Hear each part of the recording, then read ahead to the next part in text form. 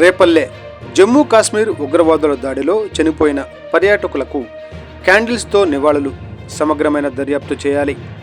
ఉగ్రవాదాన్ని రూపుమాపాలి. రేపల్లె పట్టణంలో నివాస ప్రాంతంలో ప్రజలు సిపిఎంగా క్యాండిల్స్ వెలిగించి నివాళులు తెలియచేయడం జరిగింది.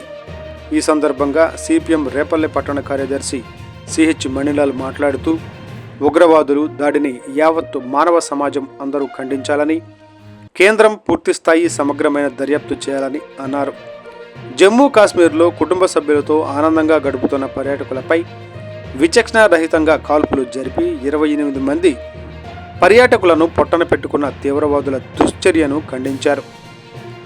ఈ దాడిలో ప్రాణాలు కోల్పోయిన వారికి సంతాపాన్ని తెలియజేస్తూ రేపల్లె పట్టణ నివాస ప్రాంతంలో ఉగ్రవాదుల దాడిలో మరణించిన కుటుంబాలకు సానుభూతి తెలియజేస్తూ ఈ దాడిలో అనేక మంది తీవ్రంగా గాయపడ్డారని, వారు త్వరలోనే కోలుకోవాలని, కేంద్ర ప్రభుత్వం సహాయపడాలని, ఇంతటి దారుణానికి పాల్పడిన కిరాతకులను పట్టుకుని శిక్షించాలని అన్నారు.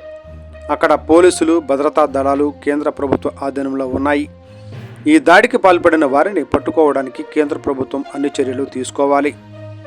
పర్యాటకులతో రద్దీగా ఉండే ప్రాంతాల్లో సరైన భద్రత గురించి, దాడికి సంబంధించిన పలు కోణాల్లో తక్షణమే సమగ్ర దర్యాప్తు చేపట్టాల్సిన బాధ్యత కేంద్ర ప్రభుత్వానిదే అని అన్నారు.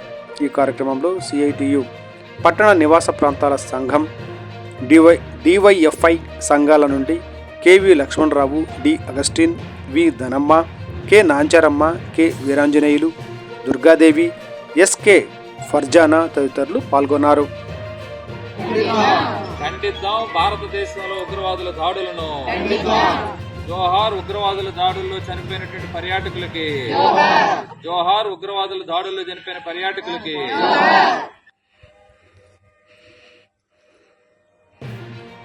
భారతదేశంలో అట్లానే ప్రపంచం మొత్తం కూడా ఉలిక్కిపడేటువంటి పద్ధతుల్లో కాశ్మీర్ ప్రాంతంలో, పర్యాటక ప్రాంతంలో ఉగ్రవాదులు దాడులు చేయటాన్ని ఈ ప్రాంతంలో రేపల్లె పట్టణంలో అంటే ప్రజలు, అట్లానే ఈ కాలనీగా ఉన్నటువంటి ఏరియాలో నివాస ప్రాంతాల్లో ప్రజలందరి తరఫున ఖండిస్తూ ఉన్నాం. వాళ్ళకి నివాళులు తెలియజేస్తూ ఈ క్యాండిల్స్ వెలిగించి ఈరోజు నివాళులు తెలియజేస్తూ ఉన్నాం.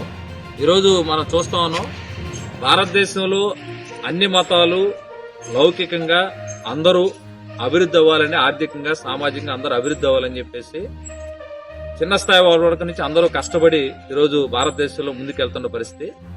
ఈ నేపథ్యంలో ఉగ్రవాదులు దాడి చేయటము, అసలు అన్యం పుణ్యం తెలియనటువంటి వాళ్ళని ఆ రకంగా దాడి చేసి చంపడం అనేటువంటి చాలా దుర్మార్గమైనటువంటిది. ఈ ఉగ్రవాదం అనేటువంటిది మనిషిని బతికించడానికి అవసరమైన ప్రకృతి వనరులు, గాలి, నీరు, తిండి, బట్ట ఇట్లాంటి వాటికి ఏటిని సాధించలేనటువంటిది ఈ ఉగ్రవాదం. అంటే ఈ ఉగ్రవాదం ప్రేరేపించడం ద్వారా అనేక మంది యువకులు కావచ్చు, అనేక మంది మధ్య చిచ్చు రావడానికైనా ఉపయోగపడేటువంటిది. ఈరోజు భారతదేశ సైనిక వ్యవస్థ ఉగ్ర